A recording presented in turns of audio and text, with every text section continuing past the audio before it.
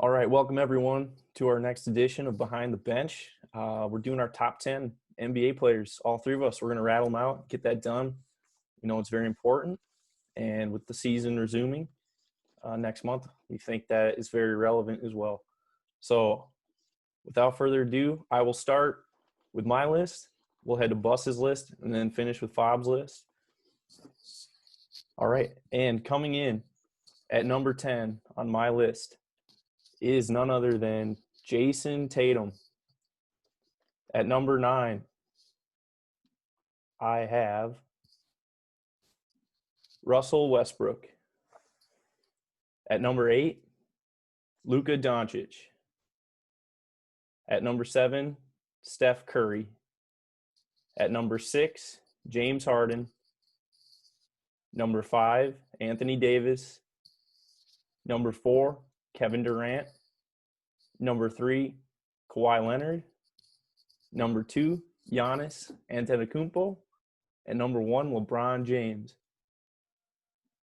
All right, Bus, what do you got for us? All right. Number 10, I have Jayson Tatum. Number 9, I got Nikola Jokic. 8, I have James Harden. 7, Anthony Davis. 6, Stephen Curry. 5th, Kevin Durant. 4th, Luka Doncic. 3rd, Giannis. 2nd, Kawhi Leonard. And 1st, LeBron James. All right, Fobs, what do you got for us for your top 10 NBA players? All right. Number 10, I got Damian Lillard. Number 9, I got Joker. Number 8, Steph Curry. Number 7, Luka. Number 6, Anthony Davis. Number 5, James Harden. Number 4, KD. Number 3, Kawhi Leonard. Number 2, LeBron James. And number 1 is Greek Freak. All right, excellent. So we are going to start some reactions starting with the number 10 spot. Bus and I both had Jayson Tatum. Fobs, you had Damian Lillard, who I actually had just out of the top 10 at number 11. So Bus, give us a little bit on your Celtic boy, Jayson Tatum. Yeah, what I'm seeing from Tatum, the last 2 months that he played, he's playing like an MVP candidate. And, I mean, the leader of the Boston Celtics, which a lot of people look at them like they have a team of 4 all-stars on their team. And at his young age, he's clearly the best player. Everyone bows down now to Jayson Tatum. He's the leader of the Boston Celtics. And in his last month, he averaged 30 points a game, over 7 boards and 3 assists, over 47% from 3, over 50% from the field. He's hitting step-back threes in Anthony Davis's face on TNT. I mean, the guy, the level he's playing at was, I mean, unbelievable. And he's just hitting the tip of the iceberg. I think he's only going to get better, and that's scary. I mean, I also love, like, his fearlessness in big moments, and he wants it. He wants to get better. And then lastly, what people don't really talk about is his defense, how good of a defender he is. And it was hard for me to leave guys like Damian Lillard, Jimmy Butler, Paul George, Russell Westbrook off my list, but like Tatum is his size. He's bigger than those guys. Like, he can hit a step back 3 in Anthony Davis's face. I don't know that they can do that. And I mean, when you bring in the wingspan, the athleticism, the moves he has, how smart he is, how much better he's getting so quickly, I think the sky's the limit for him. I think he's a top 10 NBA player right now. Yeah, I agree. Again, like I said, I left out Lillard. Lillard was number 11. It really came down to defense for me. Jayson Tatum is 9th in the NBA in win share defense, and he played for a winner this year. Damian's been on a lot of successful teams, especially last year, but right now I think with the trend the last few months for Tatum and heading into this shortened finish to the season in Orlando, I think that Tatum is going to be a bigger factor right now. So he is my number 10. Fobs, give a case why Damian made your top 10. I think Damian's a very good player. I know, like Bus said, Jason Tatum that step back over AD, but Damian Lillard is doing step backs to eliminate teams in the playoffs before. So I mean, he's been there, done that. I think it's what's unfortunate really is just he's been on a team that's been digressing while he's getting better. And it's not a lot of times that happens in the NBA. I mean, unfortunately, with my Wolves, that's happened with KG, where sometimes I feel like KG is getting better and the Wolves are getting worse every year somehow. And I feel like that's what's happening with Portland right now. And I like Tatum, and he was, like I said, my 11th guy. And so right there between those two, and I think Lily just did just a little bit more. And I know, obviously, Boston has been playing better. I just think, if you put Damian Lillard on Boston and trade him out with Tatum, I mean, I think Boston would be better, and I think Portland would be worse. All right, I like it. Now, moving into the 9th spot on our lists, both you guys had the Joker at number 9, and I had Russell Westbrook. Talk about a little bit about Joker. How does he make the top 10 in the NBA? He's shown extreme consistency at this point. The last 2 seasons, he's averaging 20 points, 10 rebounds, and 7 assists as a big man. He basically does everything for Denver, and he has the Denver Nuggets 3rd seed in the Western Conference again. He's the guy. He's an amazing passer. That is like one of the best passers for big men in the NBA, if not the best, in my mind. Only other guy I can think of, I mean, a couple guys, but like Al Horford, but Al had really a down year this year. I mean, in that realm. I don't know, Fobs, what do you think? Yeah, I think the Joker, he just makes the offense go there. And I mean, and he just does it. You'll watch him all the time, because he plays on Wolves a lot, and just like, you won't notice him, but he'll just have big games just quietly. And it's because he gets the ball a lot, makes the offense go. They run their offense through them.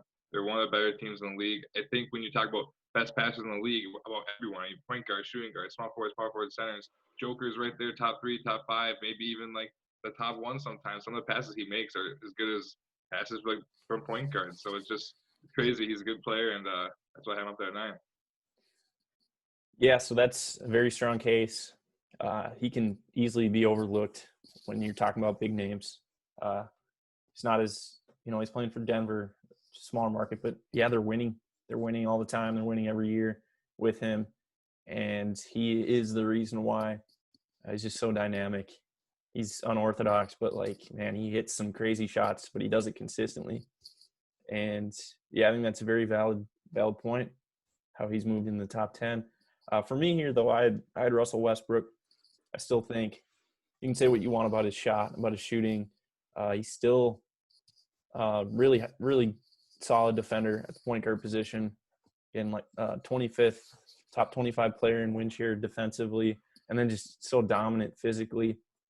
Can get to the rack whenever, and assists, rebounds, does it all. Triple-double machine. Always is playing for a winner. And I don't think that can be discounted. I'm not a huge fan of the guy personally, but he had to make my top 10. I think 9, the 9 spot was very fitting for him. All right, so moving in to the number 8 spot. Bus, you had James Harden here. And Fobs, you had Steph Curry here. Talk about a little bit why you had those guys there at those spots. We'll start with you, Bus. Yeah, James Harden, I mean, I know a lot of guys probably got him top 5 in the league, but for me, he's an offensive scoring machine during the regular season and in a D'Antoni system as the point guard. Now, he's unbelievable offensively. He gets to the line more than anyone in the league. He's got the three-point shot. He's got all the moves. He's got patented offensive moves. But I just think his production falls in the playoffs as the best player. And, he's been going down actually on my list over the last year or two, not up. He's definitely one of the best offensive players in the league, if not the best. But I've yet to see it in the playoffs when it matters most, time and time again. So that's why I've sort of moved him down on my list as other guys have gotten better. I mean, top 20 in the NBA they're all fantastic players. He's one of them. So Fobs, what do you have to say about Steph? Yeah, Steph Curry's great. I mean, I know he's coming off this injury, so the thing is, it feels like a million years ago when you think about just with how much things have changed in the NBA in the last few years, from like healthy Steph Curry to the top of his game. But I just think he's been out for a while, and that's how the game has gone. I think he's still a great player, obviously top 10, but I just don't think he's in that echelon that he used to be, like that top one or two guys. I still think he's probably the best shooter for sure, still in the league. I still expect that. Even whatever happens with the ankle, he's not going to lose that. I think it's just going to be, defensive side. He already wasn't like the best defender. I don't think injury's going to help that. So, but he's still. I mean, if next year, this these lists change all the time. So I mean, next year if Golden State comes back firing on all cylinders again and makes a deep playoff run, then he can pop right back up to that top three, top two conversation. Yeah, and for me, I had Luka here at 8. I was tempted to put him higher on this list. Again, I think just there's you start getting in the top 10. I mean, top 10 even. It's all NBA Hall of Famers, future Hall of Famers, and this is only his second year. The numbers are ridiculous out of the gate. 28, 9, and 8 in his second year, and he's carrying a very good Dallas Mavericks team, which before him wasn't nearly as competitive as they are now. And Luka is he's a young player with a veteran mind. He plays like he's been in the league for 15 years, but he's 20 years old, 21 years old. So I think he'll definitely have a shot at being the best player in the NBA before his career is over. I really do think so. I would agree with that too. That last part for sure. Yeah, I mean so 8, it might be low, lower than your guys, but by no means is that a knock on him. I mean, I personally love him, love watching him play. Very exciting to watch. Plays with a lot of passion. I would just say he can improve tremendously on defense, and once he gets that figured out, he'll be, MVP candidate in no time at all. All right, and moving to our number 7 spots, I had Steph Curry here. Boss, you had Anthony Davis. And Fobs, this is where you had Luka. So we'll start with you, Boss. Talk a little bit about AD and how he got here to the 7th spot. I sort of feel like I couldn't put him any higher because that he's a big man and because he has the stats that will say he's the best player on a championship team, but I think he's the number 2 guy on a championship team, which, I mean, because of the position he plays, and he can't facilitate the offense and things like that. He needs a wing or a point guard to sort of make things happen, make it go. I think he's arguably the best at his position in the NBA. He's phenomenal. I just think that the 6 names I have above him, I just couldn't do it. I couldn't put him any higher than that. I don't believe he's top 5. I think he could become a top 5 player still. A way he could do that would be to really perform in the playoffs in terms of W's. The stats are there, but just I really want to see what he does with LeBron in the playoffs. Yeah, I would agree. Just to follow up on that too, you're exactly right. He wasn't a winner as the number 1 player in New Orleans, and he still had unbelievable numbers, defensive numbers, rebounding, crazy, blocking shots and scoring, just doing it all. But I mean, yeah, number 2 guy on a championship team any day for Anthony Davis. Yeah. Fobs, what are your thoughts on Luka here? Obviously, openly. I love Luka. He's one of my favorite players in the league. And I mean, like you touched on earlier, that Dallas team, you know, Dirk went out and they were a pretty bad team, and all of a sudden they get Luka, and boom, another 20 years looking like of good luck for Dallas. But I think Luka's great, and what really is big, I think, really for this list for me is just like, I think Americans love it too. It's the playoffs with all the pressures on the line. So I mean, really, if Luka goes and can form those numbers, and the Mavericks can make a deep run in this new startup of the NBA, I think he'll shoot up real quick up those lists of top tens. I just, it's too early for me to put him up that high. I want to. I love the guy. But I really think even with all like this list of talking, like future of who can be the best guy in the league or whatnot, I think really there's two guys in the league. I think it's Luka and Giannis. If those two can figure out how to shoot, especially for Luka, if he can get in like that low 40s, mid 40s free pointers, and if like Giannis can get high 30s, I mean, that's like cheat code pretty much at that point then. And that's just where I think it's more likely Luka's gonna be able to develop that because he's still young yet, just got into the league. I think that's something that you easily see that a lot in the history of guys coming in a couple of years and they really can bump it up to them. I mean, and the shooting's not even that bad. I mean, it's in the 30s, like not high, but it's something where a couple of years Luka can get in the 40s. I mean, 2 or 3 years from now, LeBron's getting older, some other guys getting older. If Luka can sit there and shoot, 44% from the 3-point line, I mean, I would think he's going to be the best player in MVP multiple times in the future.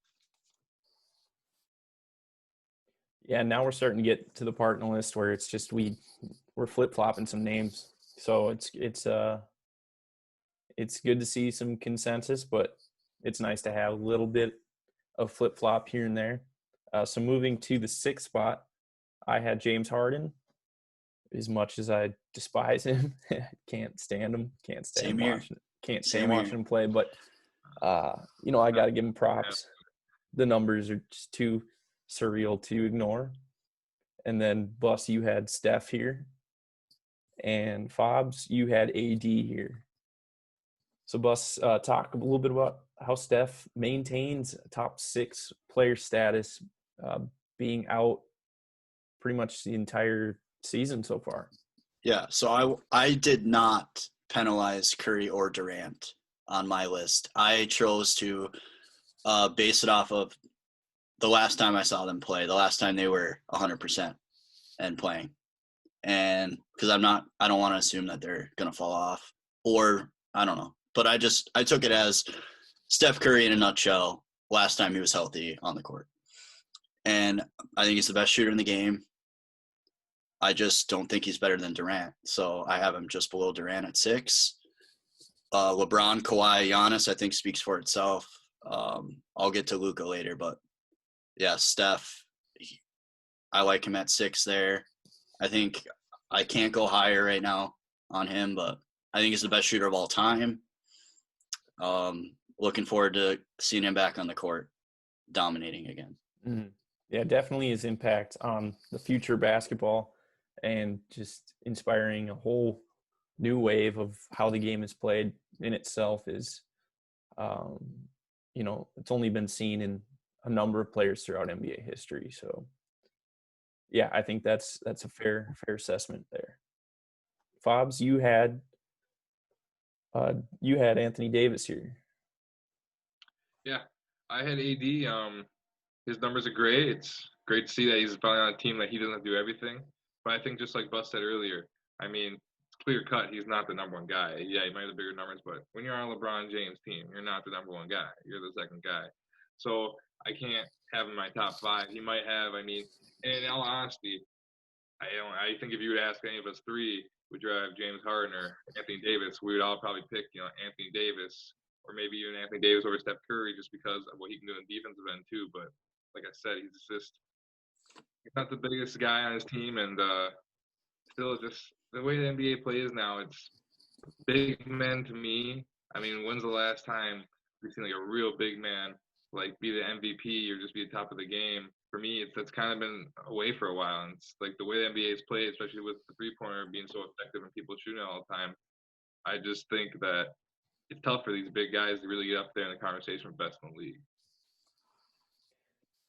Yeah, and I really don't want to talk about James Harden very much here at all. I just there's something about the way he plays that just seems to ruin the integrity of everything that myself and a lot of other basketball players, it goes against, that just the flopping, and I don't know. But it's effective and it wins games. And just go look at his stats. You can't ignore it. So I have him here at 6 reluctantly, but we're going to move into the top 5 as quick as possible here. Thank you for checking out our top 10 NBA players part 1. Stay tuned for part 2 from Behind the Bench Sports. We'd love to hear your reactions below. Peace.